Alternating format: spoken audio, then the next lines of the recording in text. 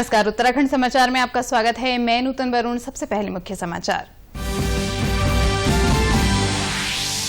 Mask न पहनने पर अब लगेगा 500 रुपए जुर्माना। मुख्यमंत्री तीरथ सिंह रावत ने दिए सख्ती के निर्देश। जरूरी दवाओं की ब्लैक मार्केटिंग करने वालों के लाइसेंस होंगे निरस्त।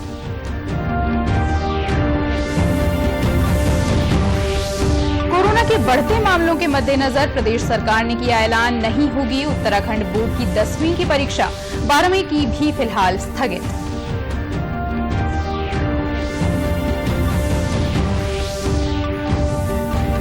प्रदेश भर में कोरोना कर्फ्यू का रहा व्यापक असर।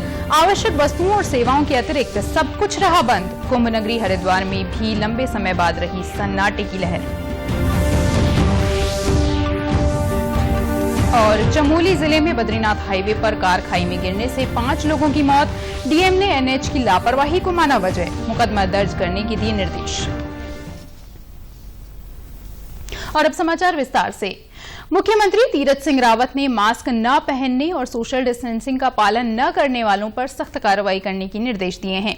उन्होंने बिना मास्क के घूमने वालों पर जुर्माना राशि 200 रुपए से बढ़ाकर 500 रुपए करने को भी कहा है। साथ ही रात्रि कर्फ्यू को सख्ती से लागू करने और शादियों में लोगों की अनुमन्य संख्या को 200 से घटाकर 100 करने के भी निर्देश दिए।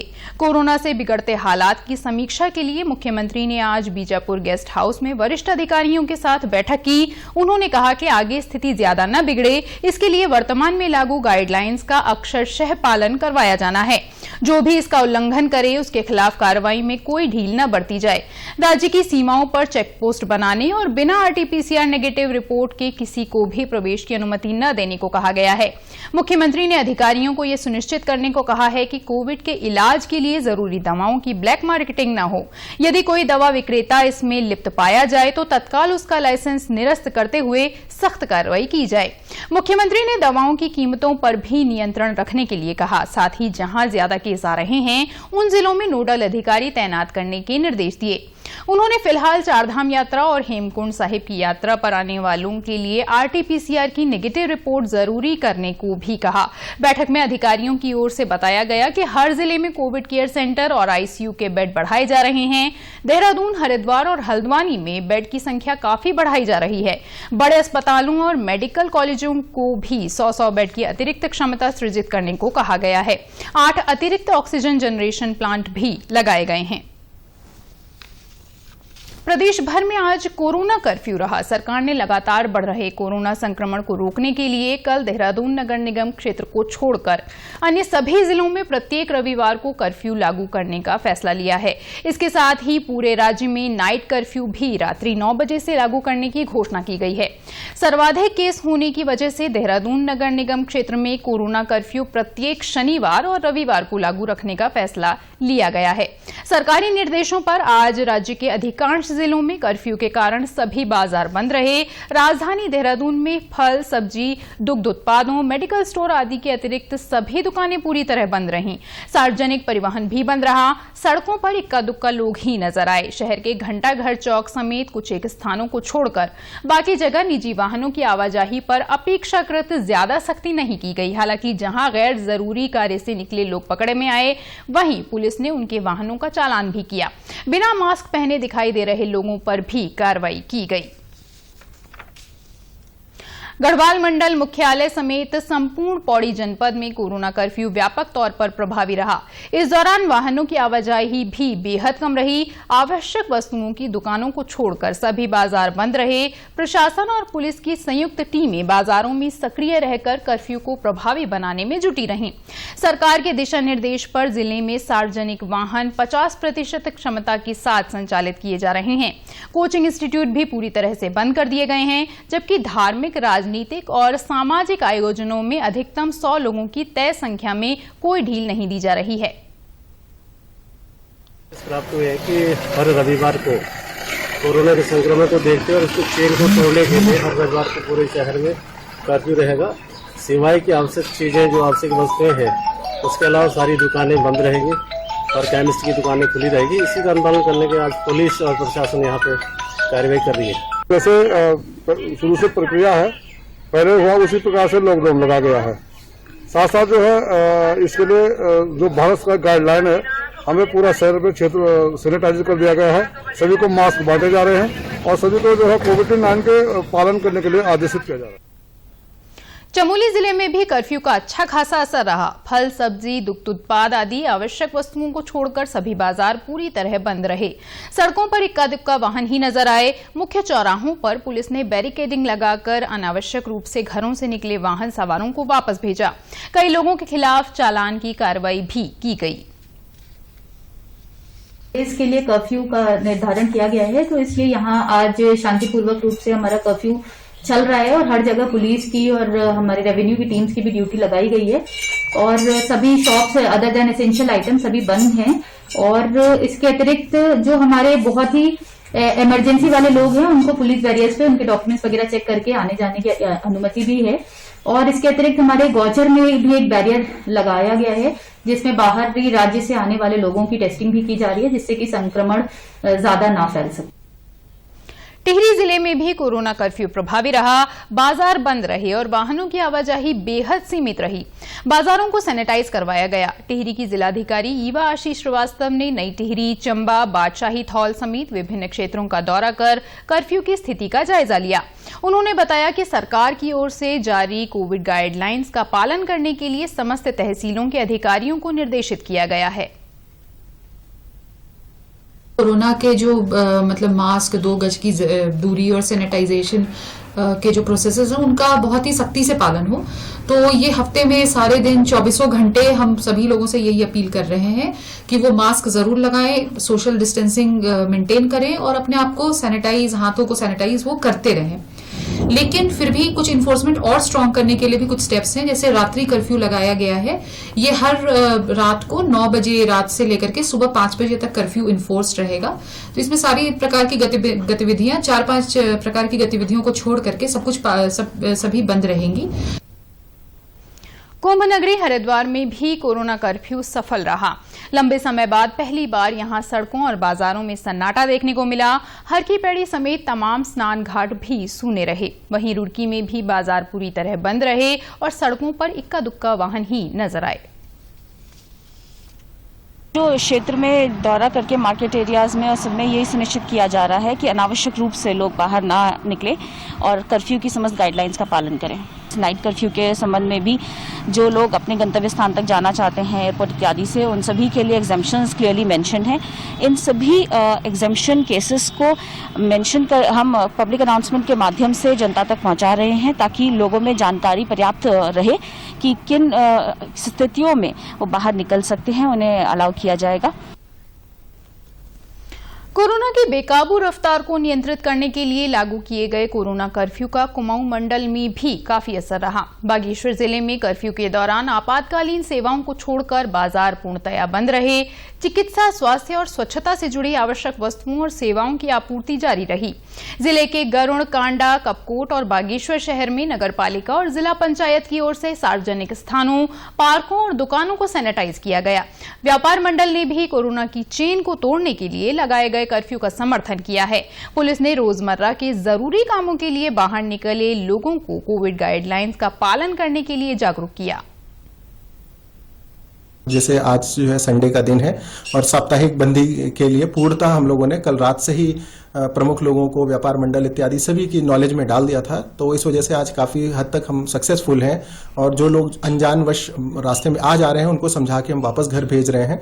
उसके बाद भी जो है अगर कोई नहीं ऐसी चीजें मान रहा है तो हम उचित धाराओं में उसमें उनके विरुद्ध कार्रवाई भी कर रहे हैं। नैनीताल जिले में भी कोरोना कर्फ्यू का व्यापक असर देखने को मिला। रामनगर क्षेत्र में भी कर्फ्यू प्रभावी रहा। हालांकि यहां कुछ वाहन भी घूमते नजर आए। सड़कों पर इक्का दुक्का लोग ही नजर आए जो अपने काम पर जाने के लिए या आवश्यक कार्य से ही बाहर निकले थे।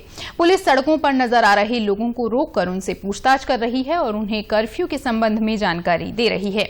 अल्मोड़ा जिले में कर्फ्यू के कारण आज सभी बाजार और अन्य व्यावसायिक प्रतिष्ठान बंद रहे। व्यापार संघ ने भी कर्फ्यू का समर्थन किया है। टैक्सी यूनियन ने भी बेहद जरूरी होने पर ही लोगों को लाने ले जाने के अलावा अपनी सेवाएं बंद रखीं। अल्मोड़ा की उपजिलाधिकारी सीमा विश्वकर्मा ने बताया कि बाहर से आने वाले लोगों को लोदिया बैरियर पर RT-PCR टेस्ट कराया जा रहा है। उत्तराखंड विद्यालयी शिक्षा परिषद रामनगर की हाई स्कूल की परीक्षा निरस्त कर दी गई है। इसके साथ ही इंटरमीडिएट की परीक्षा को फिलहाल स्थगित किया गया है। उत्तराखंड बोर्ड की परीक्षाएं आगामी 4 मई से प्रस्तावित थीं। प्रदेश में कोरोना के लगातार बढ़ते मामलों को देखते हुए सरकार ने ये फैसला लिया है। इससे पहले बीते बुधवार को केंद्र सरकार ने भी सीबीएसई की 10वीं और 12वीं की परीक्षाओं के बारे में इसी तरह का निर्णय लिया था। इसके बाद से ही ये माना जा रहा था कि उत्तराखंड बोर्ड की परीक्षाएं भी टल सकती हैं। रविवार को प्रदेश के विद्यालयी शिक्षा मंत्री अरविंद पांडे ने बच्चों और अभिभावकों के नाम जारी संदेश में 10वीं की परीक्षा रद्द करने और 12वीं की परीक्षाएं स्थगित करने की जानकारी दी। उन्होंने ये भी स्पष्ट किया कि 10वीं के जो बच्चे परीक्षा देना चाहते हैं उन्हें 10वीं 12वीं की परीक्षा के साथ इसका मौका दिया जाएगा। उत्तराखंड के सभी भाई बहनों एवं विद्यालय शिक्षा के सभी मेरे बच्चों, मैं आपको बताना चाहता हूं कि कोविड-19 की बढ़ती हुई समस्या को देखते हुए और माननीय मुख्यमंत्री जी से निर्देश लेने के पश्चात उत्तराखंड सरकार ने भी यह तय किया है कि कक्षा 12वीं के जो एग्जाम होने थे उसकी तिथि हम अभी निरस्त करते हैं। भविष्य में इसकी जानकारी जैसे समय सकारात्मक होगा दे दी जाएगी एवं कक्षा 10वीं का जो एग्जाम होना था उसको हम रद्द कर रहे हैं। लेकिन जिन बच्चों को लगता है कि हमको ज्यादा अंक मिल सकते हैं वह समय सब जब सकारात्मक होगा और इंटर के बच्चों का एग्जाम की तिथि घोषित हो जाएगी, उसके साथ ही ऐसी जिज्ञासा रखने वाले बच्चों को भी इंटर के साथ ही पेपर देने का मौका मिलेगा। टिहरी जिले के नरेंद्रनगर स्थित राजकीय सुमन संयुक्त चिकित्सालय में भर्ती 20 कोरोना पॉजिटिव मरीज फरार हो गए हैं। इनके फरार होने से प्रशासन, स्वास्थ्य विभाग समेत पूरे क्षेत्र में हड़कंप मचा हुआ है। फरार कोरोना पॉजिटिव में से 2 उत्तराखंड के और बाकी देश के विभिन्न राज्यों से हैं। अस्पताल में कुल 38 कोरोना संक्रमित भर्ती थे। फरार मरीजों की तलाश में पुलिस और स्वास्थ्य विभाग की टीमों ने एम्बुलेंसों के साथ हरिद्वार तक खोजबीन की, लेकिन कुछ पता नहीं चला। टिहरी जिले में नरेंद्रनगर में ही एकमात्र कोविड केयर सेंटर है। इस घटना के बाद अस्पताल में पुलिस बल तैनात कर दिया गया है। जिलाधिकारी ने सभी फरार कोविड मरीजों के खिलाफ मुकदमा दर्ज करने के निर्देश दिए हैं। नरेंद्रनगर है, वहां पर कोविड केयर सेंटर उसका एक फ्लोर बना हुआ है। उसमें कुछ पेशेंट्स भर्ती थे। ये ज्यादातर कुछ दूसरे राज्यों के थे, 20 थे करीब, जिसमें उड़ीसा, हरियाणा, उत्तर प्रदेश के लोग थे और 2 उत्तराखंड के भी लोग थे। तो ये लोग कल जब डेड बॉडी वहां पर पहुंची और कुछ और लोग थे जो डिस्चार्ज होकर के जा रहे थे, तो कई गाड़ियां थी वहां पर, उन चीजों का फायदा उठा करके ये लोग भाग गए। इसमें एफआईआर रजिस्टर की जा चुकी है अभी और पुलिस की भी तफ्तीश जारी है। कल से ही हमने पुलिस को इन्फॉर्म कर दिया था और सारी फॉर्मेलिटीज की कौन लोग भागे हम उनसे शेयर करने लगे थे। फॉर्मल एफआईआर भी अब रजिस्टर हो गई है, प्लस वो भागे किस प्रकार से, तो ये भी हम इसको भी हम काफी परीक्षण कर रहे हैं। तो यहाँ पर कल जो है 30 पेशेंट जो थे एडमिट थे, उसमें से क्या हुआ, कल दिन के टाइम में 6 लोग तो डिस्चार्ज हुए और 6 लोग नहीं आए। वो दिन का टाइम था। एक यहाँ पर डेथ हुई है कल और 2 लोग जो है रेफर भी किए गए। एक एम्स रेफर किया, एक जो है अपना एम्बुलेंस लेके बाहर गए। तो उसमें क्या हुआ, वही पीरियड था जब जिस समय यहाँ डेथ बॉडी हैंड ओवर की गई है, डेथ हुई तो बॉडी 1 या 2 बजे के आसपास हैंड ओवर की गई है। उस समय काफी भीड़ थी, काफी गाड़ियां भी इकट्ठी थी यहाँ पर और उसी समय का जो इन लोगों ने लाभ उठा के ये लोग जो है उसी समय निकले हैं। चमोली जिले में पाखी के नजदीक बद्रीनाथ राष्ट्रीय राजमार्ग पर बीती रात एक कार गहरी खाई में गिर गई। कार में सवार सभी 5 लोगों की मौके पर ही मृत्यु हो गई। आज सुबह दुर्घटना की सूचना मिलने पर जोशीमठ की एसडीएम कुमकुम जोशी के साथ पुलिस और एसडीआरएफ की टीम मौके पर पहुंची। एसडीआरएफ के जवानों ने काफी कोशिशों के बाद शवों को गहरी खाई से बाहर निकाला। सभी लोग एक ही परिवार से थे। नीति घाटी क्षेत्र के घमसाली के रहने वाले 5 लोग बीती रात चमोली के समीप एक वैवाहिक समारोह में शामिल होने के बाद घर लौट रहे थे। चमोली की जिलाधिकारी स्वाति एस भदौरिया ने बताया कि दुर्घटना की आरंभिक वजहों में एनएच से संबंधित विभाग की लापरवाही सामने आई है। संबंधित के खिलाफ मुकदमा दर्ज कराने के निर्देश दे दिए गए हैं। भेज दिया गया है। साथ में इसमें जो भी कारण है उसका भी परीक्षण किया जा रहा है और प्राइमा फेसी इसमें लग रहा है कि एनएच की भी थोड़ी लापरवाही है। तो उन पे भी FIR दर्ज करने की कार्रवाई की जा रही है। और इसकी रिपोर्ट भी अभी मेरी सचिव सर से भी बात हुई PWD के, तो हम लोग इसकी एक रिपोर्ट भी PWD को भेज रहे हैं जो भी घटनाक्रम हुए हैं आज के। उत्तराखंड की खबरों के लिए आप हमसे सोशल मीडिया के माध्यम से भी जुड़ सकते हैं। हमारा ट्विटर हैंडल है DD News_देहरादून। हमारा फेसबुक पेज है DD News उत्तराखंड और हमारे YouTube channel DD News Uttarakhand को भी आप सब्सक्राइब कर सकते हैं।